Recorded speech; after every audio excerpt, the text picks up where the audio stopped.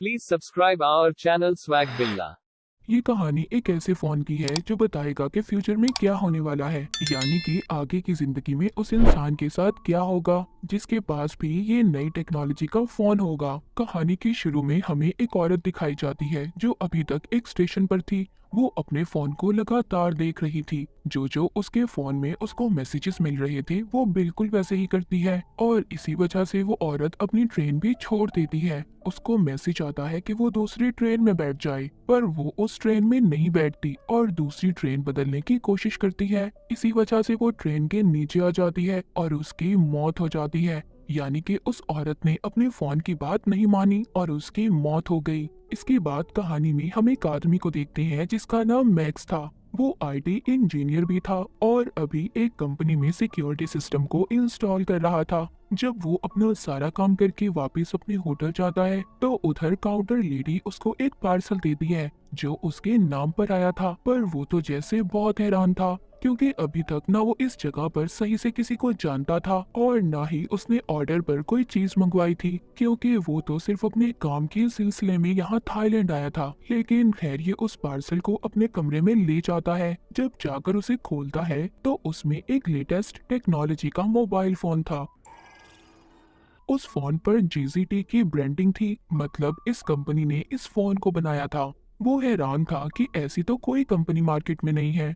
खैर कुछ टाइम के बाद उसी मोबाइल फोन पर मैसेज आता है कि उसे आज रात और इसी होटल में रुक जाना चाहिए क्योंकि कल इस होटल में लोगों को खास किस्म का डिस्काउंट दिया जाएगा। मैक्स को ये आइडिया बहुत अच्छा लगता है क्योंकि एक दिन और रुककर वो थाईलैंड घूमना चाहता था, इसीलिए वो एक और रात के लिए कमरा रहने के लिए ले लेता है और अगली सुबह की फ्लाइट को भी वो कैंसिल कर देता है। जब मैक्स यहाँ पर रुककर घूम रहा था, एंजॉय कर रहा था, तभी वो खबर सुनता है कि जिस प्लेन में वो जाने वाला था वो आज के दिन क्रैश हो चुका था, उसका एक्सीडेंट हो गया था। मैक्स ये खबर सुनकर शुक्र करता है कि वो आज वापस नहीं गया और अपने आप को खुश नसीब भी मानता है। अब दोबारा से उसको फोन पर मैसेज आता है कि अगर तुम अमीर होना चाहते हो तो तुम्हें एक स्टॉक को खरीदना होगा, पर वो इस बात पर ध्यान नहीं देता और उस मैसेज को डिलीट कर देता है। पर जब वो अपने कमरे में था तो वो टीवी पर खबर सुनता है जिस स्टॉक को खरीदने का मैसेज उसके पास आया था उसकी कीमत बढ़ गई थी। वो अब सोचता है कि पहले इस फोन की वजह से मेरी जान बची और स्टॉक वाली बात भी बिल्कुल सच थी। मैक्स ये सोचने लगा था कि शायद ये फोन हमें हमारे कल के बारे में बताता है कि आगे हम लोगों के साथ क्या होने वाला है या फिर आगे हम क्या कर सकते हैं। तभी इसको दोबारा से मैसेज आता है कि उसे दूसरे शहर चले जाना चाहिए। मैक्स भी फोन पर यकीन करने लगा था और दूसरे शहर चला जाता है। वहाँ पर पहुंचकर एयरपोर्ट के बाहर उसको एक टैक्सी ड्राइवर मिलता है जो उसको कम पैसों में उसके होटल ले जाने के लिए तैयार था। वो टैक्सी ड्राइवर जब मैक्स को ले जा रहा था तभी उसकी नजर फोन पर पड़ती है। उसे देखकर काफी हैरान होता है। कहता है तुम्हारे फोन की टेक्नोलॉजी कितनी नई है, मैंने तो ऐसा फोन देखा ही नहीं और ना ही कभी ऐसे फोन के बारे में सुना है। वो टैक्सी ड्राइवर मैक्स को अपना कार्ड देता है और बताता है कि वो एक टेली कम्युनिस्ट है जो टेक्नोलॉजी की नई नई चीजें बनाता है। ऐसे ही बातें करते हुए मैक्स अपने होटल पहुंच गया था जहां पर फोन ने इसे आने के लिए कहा था।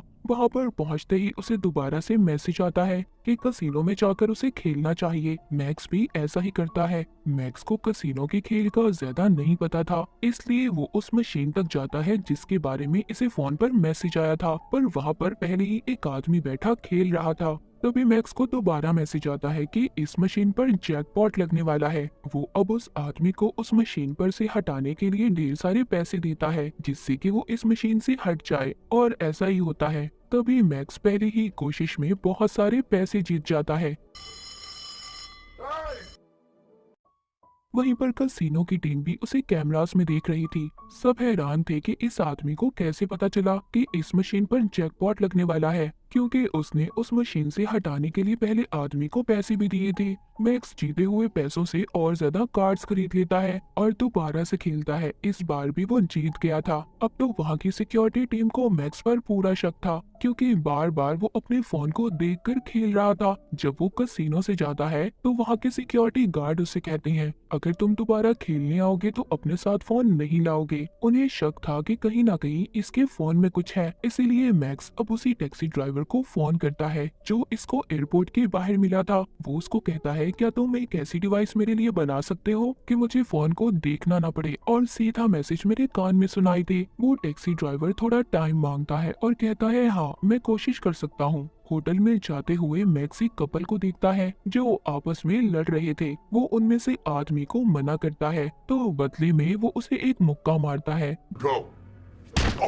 जिससे मैक्स पे होश हो गया था। यहाँ पर पता चलता है कि ये कपल दरअसल कसिनो के खुफिया एजेंट थे और पता करने आए थे कि मैक्स इतने पैसे अपने फोन से कैसे कमा रहा है। वो उसके फोन का सारा डेटा हैक कर लेते हैं। जब मैक्स को होश आता है तो वो लड़की मैक्स का शुक्रिया करती है कि उसने उसकी जान बचाई, पर साथ साथ उसने कसिनो के मैनेजर को सारा डेटा भेज दिया था। पर अभी भी उन्हें नहीं पता चलता कि उसको मैसेजेस कहां से आ रहे हैं। उधर दूसरी तरफ टैक्सी ड्राइवर ने भी मैक्स के लिए नई डिवाइस को बना दिया था जिसे वो कानों में पहन लेता है और दोबारा से कसिनो में खेलने के लिए जाता है और वही कुछ करता है जो मैसेजेस में उसे करने के लिए कहा जा रहा था। वो लगातार पैसों पे पैसे जीत रहा था। वहाँ की सिक्योरिटी भी तंग आ चुकी थी, इसलिए मैनेजर आकर उसे पकड़ लेता है और उधर ही एफबीआई के एजेंट भी आ चुके थे। एफबीआई की टीम मैक्स को पकड़कर अपने साथ ले जाती है और पूछती है, सच सच बताओ तुम्हें मैसेजेस कौन कर रहा है। पर इस बारे में मैक्स खुद भी कुछ नहीं जानता था।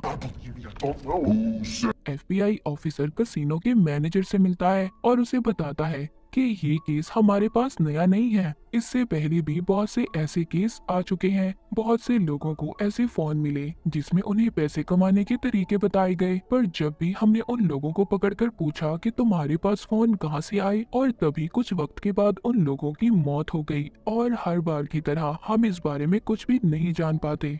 अब ऑफिसर मैक्स के पास जाता है और उसे कहता है, देख तुम्हें हमारा साथ देना होगा और पता करना होगा कि फोन कहां से आया है।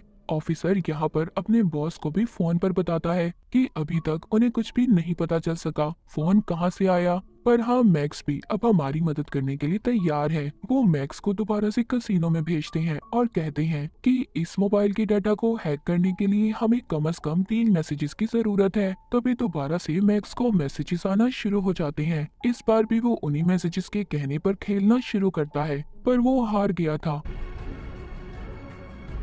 उसको एक मैसेज मिलता है जिसमें लिखा था कि मैं जानता हूँ कोई मेरा डाटा हैक करने की कोशिश कर रहा है। उधर एफबीआई के एजेंट ने मोबाइल के डाटा को हैक कर लिया था। जब उनका बॉस ये सब देखता है तो सबको जाने का कहता है, जैसे वो इन सब चीजों के बारे में पहले ही जानता था। ऑफिसर अपने बॉस को फोन करके बताता है कि इस फोन का जरिया एचलॉन एक सुपर कंप्यूटर है। उसका बॉस तो पहले ही कंप्यूटर के बारे में जानता था, पर वो किसी को कुछ भी नहीं बताता क्योंकि उसके बताने से वो खुद भी फंस सकता था। ऑफिसर बताता है जो कि आर्टिफिशियल इंटेलिजेंस से चलता है, जिसको सिक्योरिटी के लिए बनाया गया था। सब बातें सुनकर बॉस को ये लग रहा था कि उसको किसी ने हैक किया है। यहाँ पर बॉस एक दूसरे एजेंट को अपने साथ मिलने का कहता है जो मैक्स की तरह ही दिखता था। उसको मैक्स का फोन भी दिया गया था। तभी उसको मैसेज आता है कि रोड को क्रॉस करो। जैसे ही वो ऐसा करता है उसको गाड़ी टक्कर मार देती है।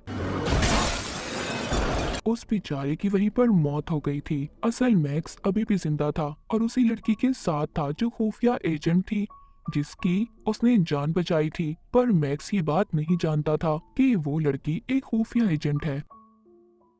तभी वो लड़की देखती है कि छत पर एक आदमी गोलियां चलाने वाला है। वो समझ गई थी कि ये लोग मैक्स को मारना चाहते हैं। ऐसा क्यों था? क्या उस फोन की वजह से?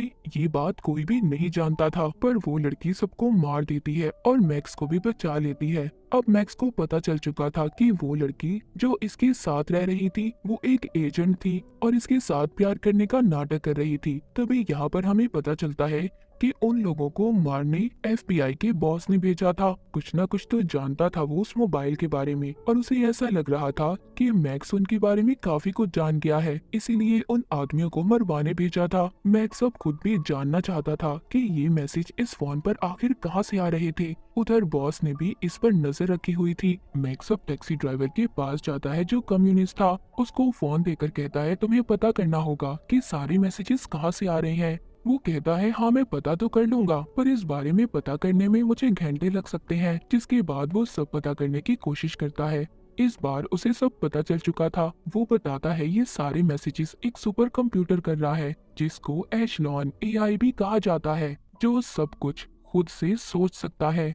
मैक्स को सब कुछ अजीब लग रहा था कि एक कंप्यूटर, वो भी इतना कुछ कैसे कर सकता है। वो बताता है कि ये कोई आम कंप्यूटर नहीं है, ये हर तरह की मशीन को कंट्रोल में कर सकता है और इसीलिए उसने तुम्हें पहले ही बता दिया था कि तुम उस प्लेन में मत जाओ कि वो क्रैश होने वाला है। वो कहता है कि ये कंप्यूटर इतना स्मार्ट है कि हर तरह की मशीन के बारे में पता कर सकता है। जब वो ये सब बता ही रहा था तभी उधर कुछ आदमी आ जाते हैं जो मैक्स को मारने आए थे। वो यहाँ से जल्दी से गाड़ी में बैठकर चले जाते हैं। उनका पीछा FBI के एजेंट कर रहे थे, पर मैक्स उनमें से एक ऑफिसर को पकड़ लेता है। अब वो मैक्स को सारी सच्चाई बताता है, कहता है कि हम तुम्हें इसलिए मारना चाहते थे ताकि उस कंप्यूटर का राज किसी और को पता न चल सके जिसको हमने ही बनाया है।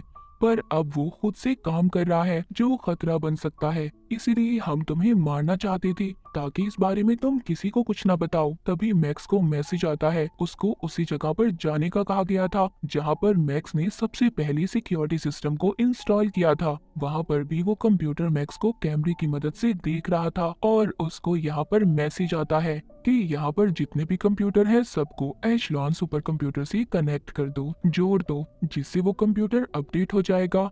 जिसके बाद दुनिया में जितनी भी बनाई गई मशीन है सबके डेटा को कंट्रोल कर सकता है। मैक्स यहाँ पर देखता है कि सभी कंप्यूटर उस एशलॉन मशीन सुपर कंप्यूटर के कंट्रोल में थे। वो रोकने की कोशिश भी करता है पर नहीं कर पाता। हम देखते हैं उधर FBI का ऑफिसर अपने बॉस को बता रहा था, हमें इस एशलॉन मशीन को यही खत्म करना होगा वरना ये सारी दुनिया के साथ साथ इंसानों को भी कंट्रोल करने लगेगी। उधर ही मैक्स अभी कंप्यूटर के सामने बैठा कह रहा था, इस मशीन को बनाने का मकसद ये था कि लोगों को साइबर सिक्योरिटी दे, जैसे टेक्नोलॉजी की दुनिया में गलत काम होते हैं उससे रोक सके, न कि इंसानों को कंट्रोल करे। ये सुनते ही वो मशीन अपने सारे कामों को वहाँ के सभी कंप्यूटर के सामने लाने लग जो आज तक उसने किए थे और इसी तरह जल्दी जल्दी सारा डाटा खत्म हो जाता है। वो मशीन खुद से ही शट डाउन बंद हो जाती है क्योंकि कंप्यूटर भी समझ चुका था कि वो लोगों के लिए खतरा बनता जा रहा है, इसीलिए वो खुद से ही बंद हो गया था। तभी इधर FBI की टीम आकर मैक्स को गिरफ्तार कर लेती है,